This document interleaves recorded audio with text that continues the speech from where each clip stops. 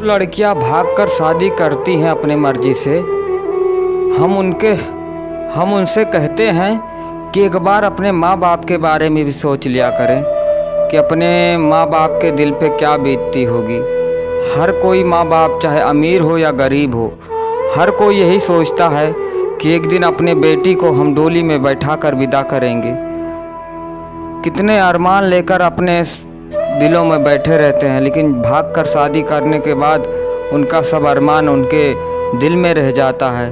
तो प्लीज़ ऐसा मत करिए, भागकर शादी मत करिए। जो अमीर होगा चाहे गरीब होगा, हर कोई चाहता हमारी बेटी का हंसी खुशी से शादी हो, डोली में बैठाकर अपने ससुराल को जाए। तो प्लीज़ आप लोग ऐसा मत करिए। अगर हमारी बातों से सहमत हैं तो प्लीज़ शेयर लाइक कमेंट करना, और अगर किसी को बुरा लगे तो